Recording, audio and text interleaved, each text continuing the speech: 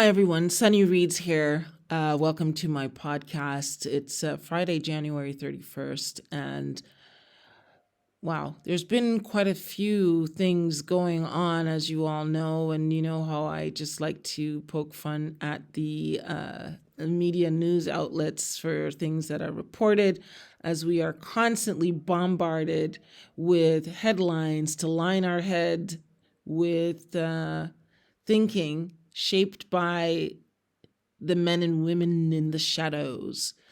I usually refer to some of what's shared as psychological operations. I've recently discovered a YouTube channel where there's a gentleman, I believe his name is Chase.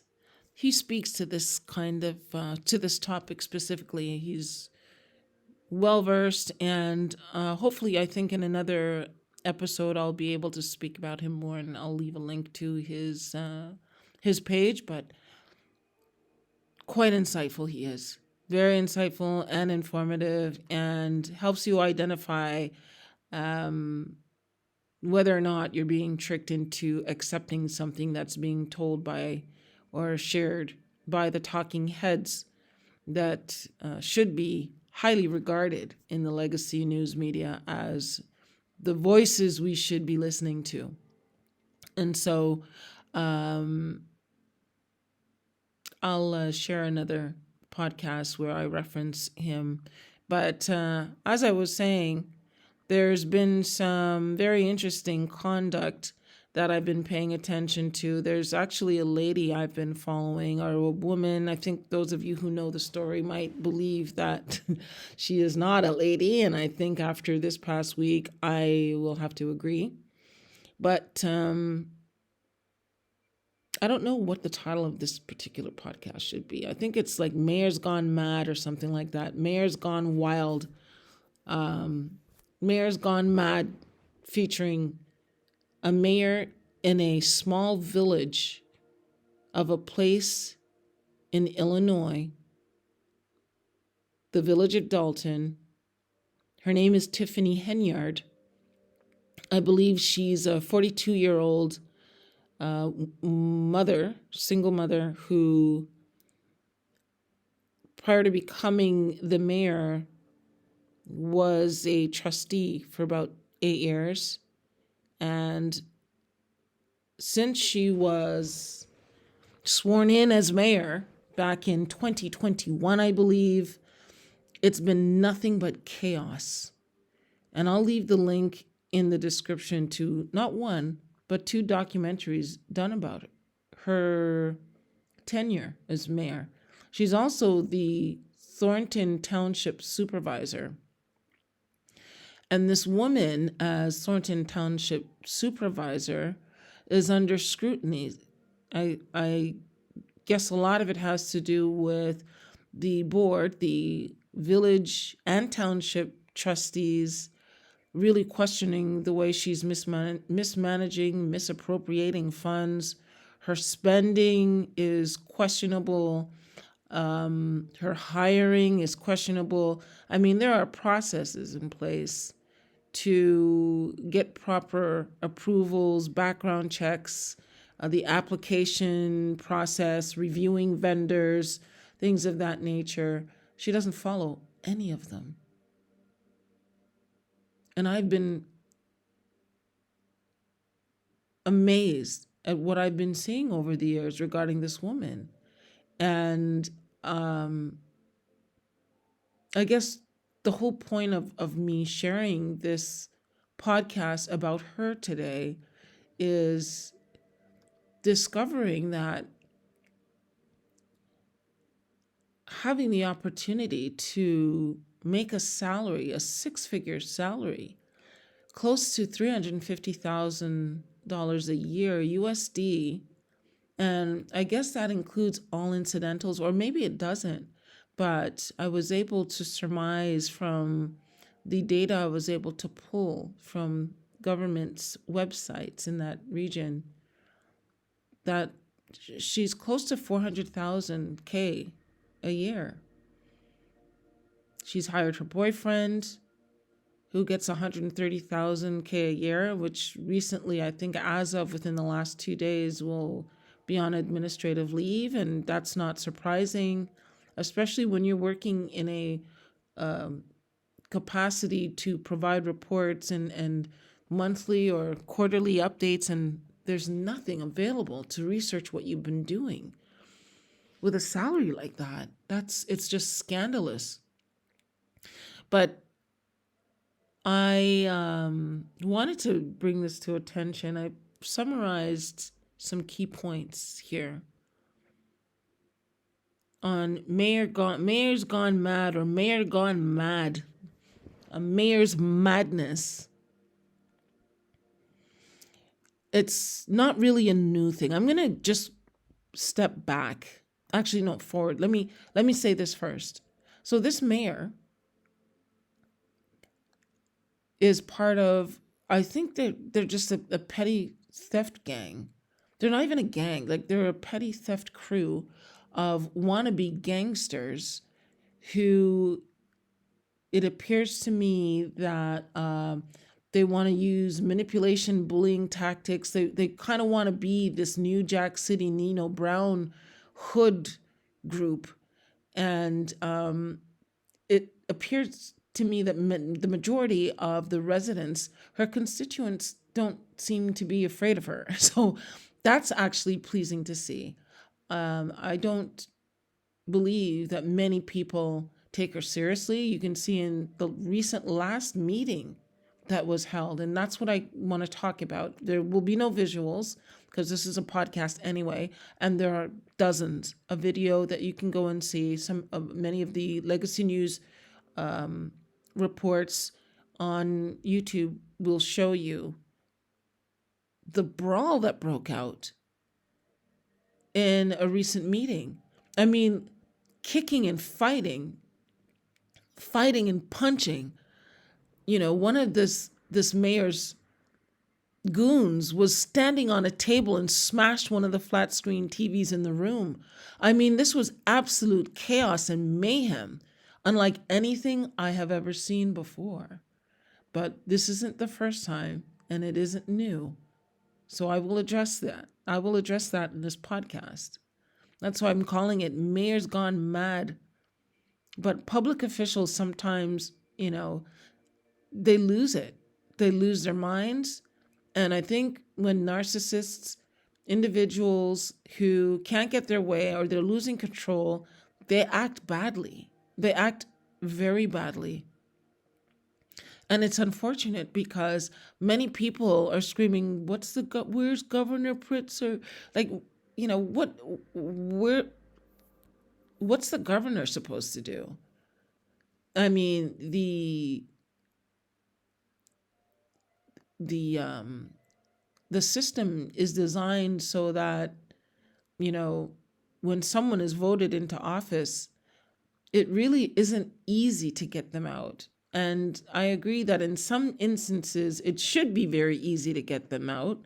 They did try to recall her, and the recall failed due to a technicality, and the judge threw it out. But I mean, there should be an easy way to get a mayor out when they are being investigated by the FBI. And for many of you who don't know the story, that I believe it was November of 2023 when the FBI served her with subpoenas. I don't think she's been indicted yet, but she's been served with subpoenas, and it's pretty serious. I mean, I've read them all the subpoenas back in summer of 2024. It's actually pretty shocking, to the point where I believe that if this woman,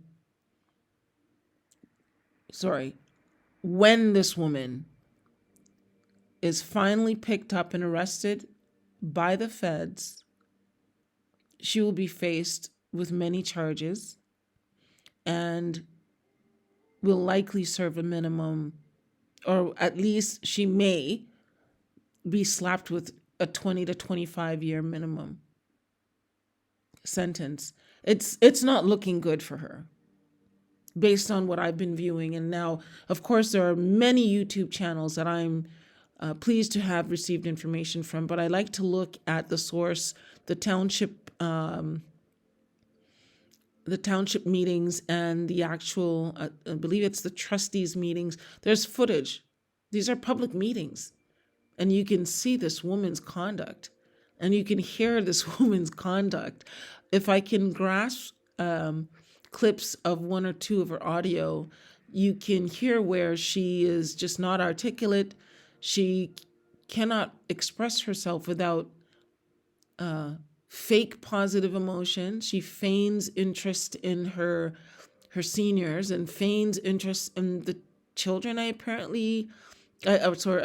the children who I believe her boyfriend apparently is supposed to be running some at-risk help program. It's just a bizarre situation all around. Her education can't be verified, so that makes you question that. And then you question her failed businesses, and you question her motivation when she goes on these hour-long rants on her social media platforms with zero receipts for anything that she's done to positively influence her community.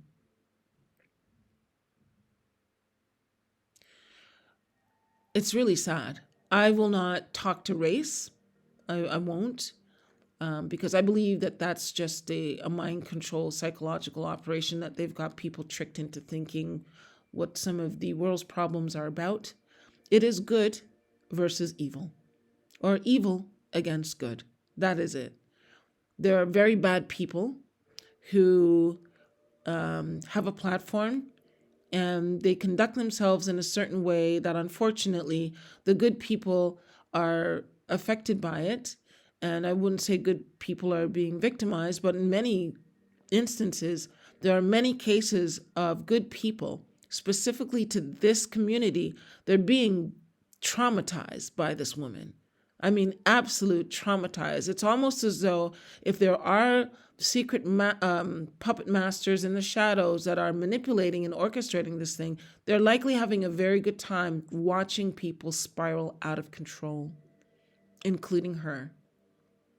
You know, the good men and women of the village and township are struggling to, well, I don't think they're struggling any longer, but they have been struggling to get the word out to the masses. They've been successful at doing so, because I believe that this is worldwide. There's people from all over the world paying attention to this.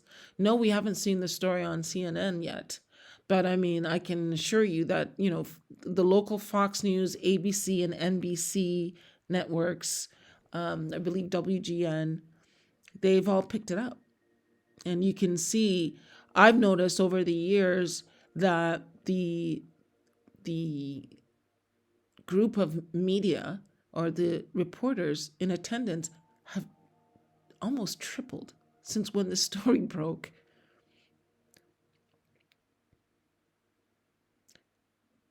So a brawl breaks out in her meeting earlier this week. And you see the mayor push the table where she was seated with her board, the lawyer and the clerk and trustees.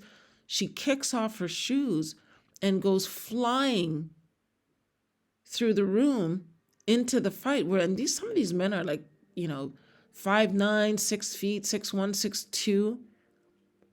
These are some big men, not really big, but like tall men, scrapping it out. As I told you, one of the mayor's right hands, who you've seen in a few of their press conferences after she lost the caucus vote and was thrown off the ballot for the township, standing on a table, kicking whomever. I believe he was kicking the activist. I don't even want to really get into the details of that, but you can find the video here on YouTube. There are a few angles, and there are many YouTubers talking about it. It is such a disgrace. It is such an unfortunate circumstances. It is a very sad thing to see, knowing that a woman receiving a very attractive remuneration, a great salary that she could have used to help build her family and to help the community and to really go far. I mean, I come from a small town in Mississauga, Ontario, Canada, where Mayor Hazel McCallion was our mayor for decades. For years. I had the pleasure of meeting her when I became an adult. But she's why I got into business. I admired her as a little girl. And I saw this mayor really build up this small town. Now it's like a megacity in Ontario, Canada. And shout out and hats off to Mayor Hazel McCallion, who's now deceased. She passed away in recent years.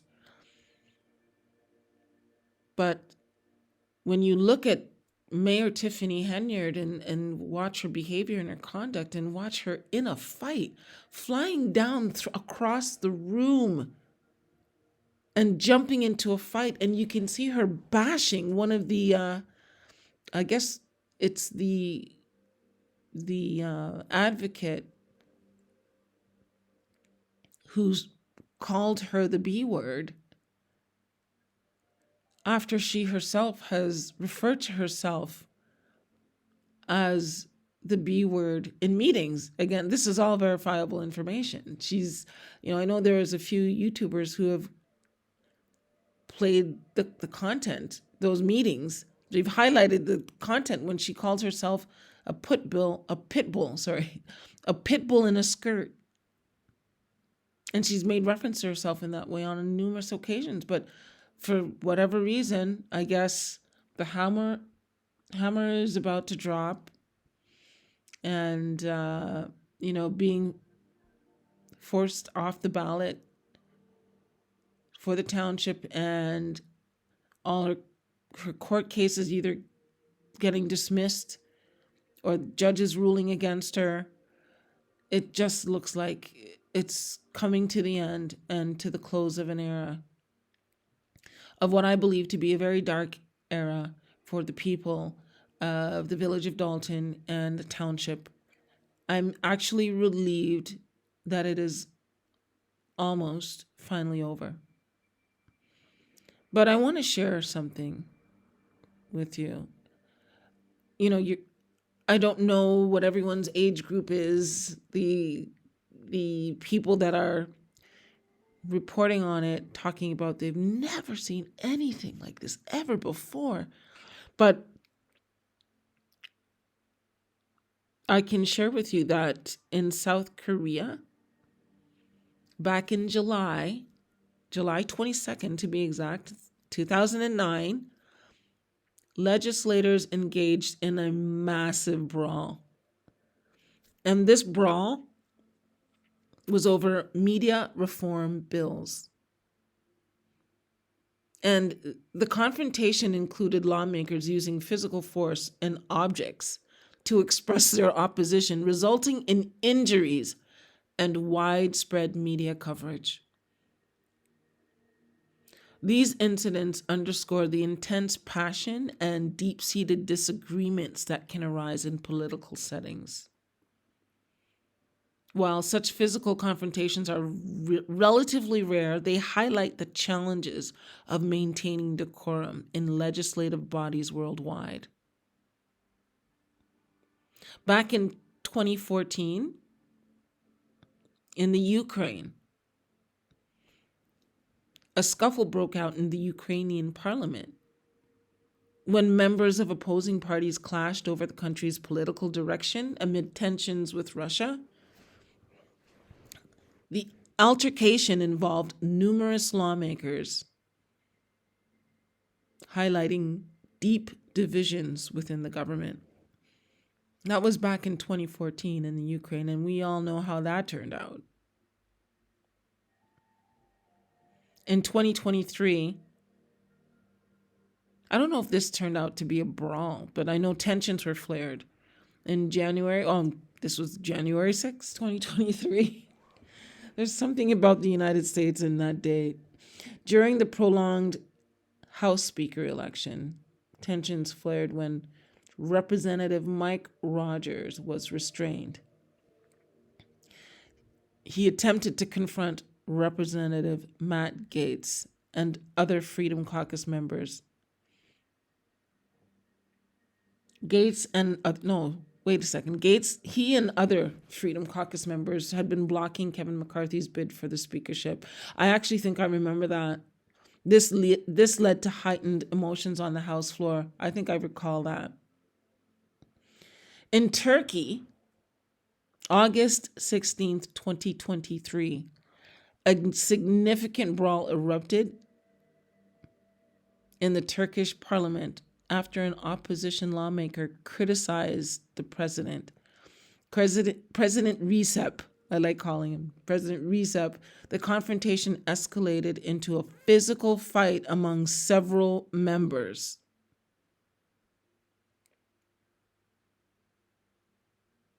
So political assemblies worldwide have occasionally witnessed physical altercations among politicians. And these are some examples of what's occurred over the past 2 decades. I will not forget the South Korean brawl. I was absolutely floored. I could not believe my eyes when I saw that. And I believe that that brawl is still up on YouTube. Well, as I said, on the 28th of January this year, 2025, it was during the public comment session when in South Holland, Illinois, chaos erupted. Jedidiah Brown, the activist, the advocacy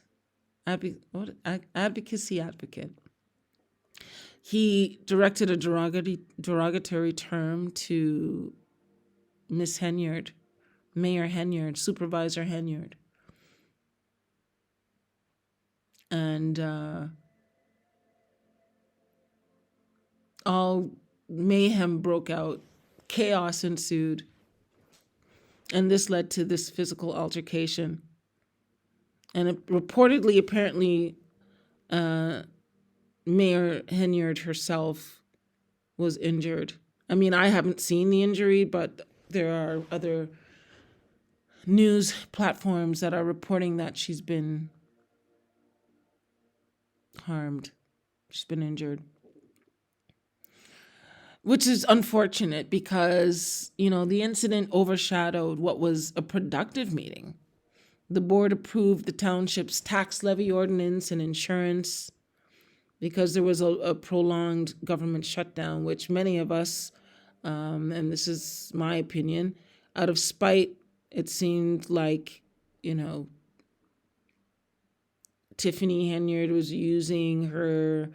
wielding her power and is now losing her power, as we can see, to shut everything down because she was hoping to get her way with trying to initiate a tax break of some kind, or I can't even recall what it is. She wanted to give people a refund, tax refund, which didn't make sense because the refund would result in residents receiving anywhere from 11 to 35 USD. Didn't make sense. If you have a $2 million surplus, why don't you hold on to that in case there's an emergency for the township? Do you know what I mean? I don't know. I'm not a politician. I'm a businesswoman, but I think if I had a surplus, I'd find a way to invest that and just keep that money for emergency. I don't know. I don't think Supervisor Henyard has the wisdom and what it takes to run a township or a village. It's quite clear. But she did released a statement addressing the incident. I know that some officers arrived, law enforcement did arrive, which was kind of strange because there's usually law enforcement present at her meetings, because she's I think just last week said she was going to opt out of a meeting, or 2 weeks ago said she didn't feel safe. And it's funny, she didn't feel safe, yet it was her people and herself involved in a scrapping in a official town board meeting. But for those of you who stated that you've never heard of anything like this, it has happened. It has definitely happened. South Korea, Ukraine, in the United States, Turkey, just to name a few. Those are just to name a few. And unfortunately, the confrontation adds to a series of controversies surrounding Henyard. And if you don't know, former Chicago Mayor Lori Lightfoot delivered a critical report to Dolton's Board of Trustees, and that was, I believe, Monday night of this week, alleging mismanagement and lack of transparency by Henyard and her administration. Henyard was also found in contempt of court for delaying the issuance of liquor licenses to a local establishment, further intensifying scrutiny of her leadership. So,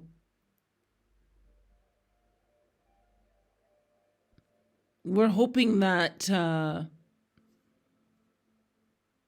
the township and the village residents can feel at ease when this matter is finally dealt with once and for all.